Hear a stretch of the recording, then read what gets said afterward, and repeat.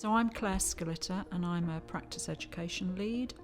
I work for Norfolk County Council.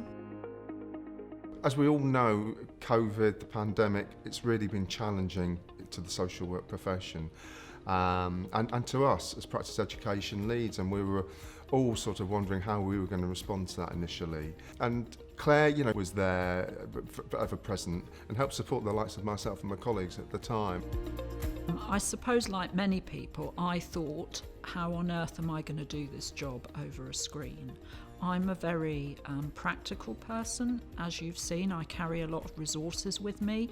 What I really tried to do was think about how do I, as a starting point, contain the anxiety of the people that I'm working with. Practice educators, students, how are we going to help this work? We first need to lower people's anxiety levels. So things like absolutely accepting that people feel anxious, that people feel nervous, trying to name that, trying to talk about it, trying to notice it, and also creating new resources, things that actually were particular to virtual working. She designed a new reflective tool to look at how practice might look different but yet sometimes similar, both in the face-to-face and one-to-one with people out in their homes in the community, as opposed to the virtual over the telephone, over Teams or Zoom, and so help students think about appreciate the similarities and differences between those two ways of working.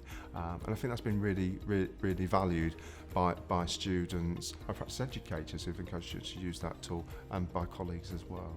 As part of my role, I mentor and assess people who are training to become practice educators. What it means for me is it's an opportunity to model curious questioning, being driven by values, being respectful, being relationship-based, thinking about how you have courageous and curious conversations with people, and modelling doing that in the best way that I can do it, in order that helps people then model that in their own practice. So practice educators do that with their students do that with their service users. She's very good at pulling out the strands or the commonalities between what people are saying, and then making suggestions, positive suggestions, without undermining people, without taking a side. She has this uncanny knack of bringing people together. I think it's the little things. So it's a bit like social work practice. It's the little things that you do with people that